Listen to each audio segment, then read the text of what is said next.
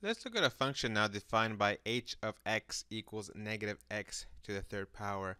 Note that the negative is on the outside of the parentheses and the third power is relating directly to the parenthesis quantity. So this 3 is touching the parentheses x, is not touching the negative. So if I plug in a 1 for an input, I'm looking at this right here, negative 1 to the third power, right? Because instead of an x, I'm going to put a 1. Well, what this means is it means that I'm going to multiply 1 3 times. The negative was on the outside. That doesn't have the exponent. If I simplify this, I get negative 1. So in other words, we're saying that h of 1 is negative 1. You're welcome. Okay. Now, let's look at the next one, h of negative 2. So if I look at the original, right, the original is this. It was an x. I'm going to plug in a negative 2. The negative 2 is being raised to the third power, so I wrote it 3 times. However, the equation itself, the function itself, had a built-in negative, which I brought along for the ride. The exponent of 3 forces me to write negative 2 3 times, and so I do that. Simplifying that, 2 times 2 times 2 is 8, but it's a negative, negative, negative, negative. That's 4 negatives. That gives me a positive value. So we would say that h of negative 2 is equal to 8. You're welcome. H of 0 is kind of funny because it's just plugging in a 0. So I'm multiplying that 3 times to itself. And it's 0. So h of 0 is 0. Nothing You're fancy. welcome. Just how we show you to make sure. You're welcome. So be aware that parentheses are very important. Otherwise, you're going to get very different results. You're welcome. Okay, brace yourselves, and you might actually want to pull out extra paper because there may not be enough room to show all of these on here. So they fit on my paper because I know what I'm doing, but just be aware I might get a little out of control, and it might be wise to write this on a separate sheet of paper. Furthermore, you are going to want to use words. I'm going to show you a lot of letters and numbers and equations, but what's missing in your notes are words. You need words to explain to you in the future. You're welcome. What you're doing right now. Okay? So, note that we have two functions, f of x and g of x, defined as stated. And this time you're going to notice that I have, it's not f of 3, it's 3 times f of x, for example. So there's no input. Okay, we're manipulating these functions and doing things with them, but we didn't actually give it an input. So there's no numbers going into this. Now, if there are no numbers going into it, then we're not going to get a number output per se. Our outputs are going to pretty much just have variables in them as well. So for part A, 3 times f of x.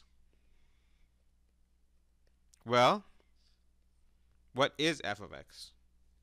F of x is defined as x squared plus 2x. Life finds a way. And now we do what you guys have to do from Algebra 1, right? Distribute. So we multiply this times this. We get 3x squared. And then this 3 times 2x. And we get a 6x. But don't do that, because a lot of you did that. Silly folks, you forgot your operator sign in between. Okay? You don't suck at math. You just have bad habits. Make it a good habit to write things down appropriately and correctly. Okay? This function has 2 terms, and so you're going to have 2 terms in the manipulation of the function. So, what's 3 times f of x? It's that. That's it. I'll leave b up to you. 2 times g of x. Try it out. I'm not going to show it, but I will show you the results. You should have gotten that for part B. Part C is interesting, right? Because we're doing x squared plus g of x. So the question is, what is x squared? Oh, wait, sorry. What is f of x? F of x is x squared plus 2 of x. So I'm just substituting. Life finds a way. And I'm bringing along the plus from the problem, right? And what is g of x? That goes in here. Now, this is just a safety precaution doing the parentheses. There's nothing to distribute here because there's a plus, okay? If there weren't a plus or a minus, then you would distribute. There's a plus, so we don't distribute in this case. And there are no outside coefficients on the outside, like in A and B. A and B had coefficients. Coefficients are numbers in front of the functions themselves. We learned about coefficients in matrices. So we can just simply drop the parentheses in this case, and we're going to go ahead and combine like terms. So x squared goes with x squared goes with x squared goes with nothing. Exactly. And then 2 of x, 2x combines with 3x. And then the minus 1 is by itself. So if I go ahead and simplify this, I get x squared. Because it doesn't go with anything. The 2x and the 3x becomes a 5x plus 5x. And then the minus 1 comes along for a ride.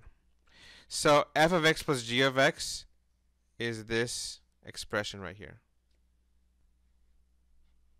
For part D, this gets even more interesting.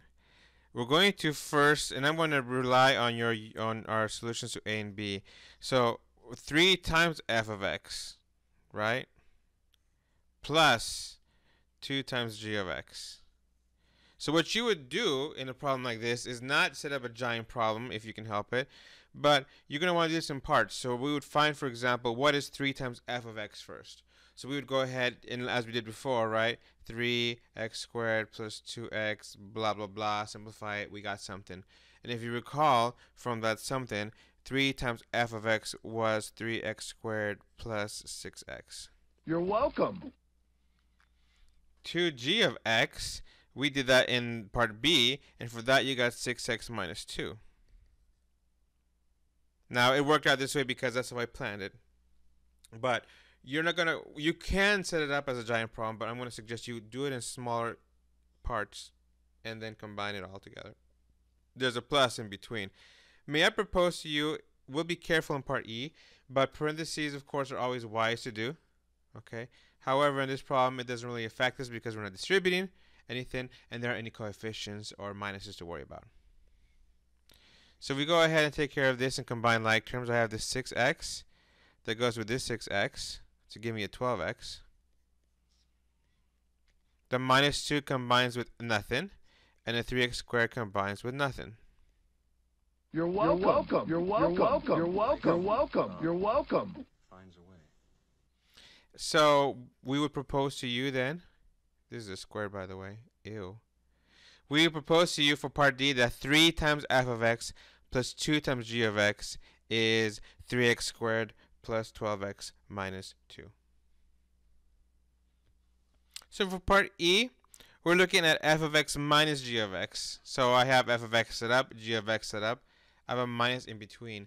Here is where parentheses is extremely crucial, okay?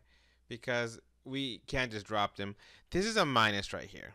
So this minus has to be distributed to everybody in this function. So I get minus 3x plus 1. The parentheses over here don't really matter because nothing's being multiplied to it. So that's x squared plus 2x. We combine like terms, noting that plus 2x and minus 3x are combinable.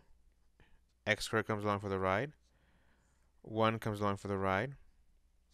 The question is 2x minus 3x. Well, that's minus 1x. You're welcome. You're welcome. Okay. So f of x, we propose to you then that f of x minus g of x is x squared minus x plus 1.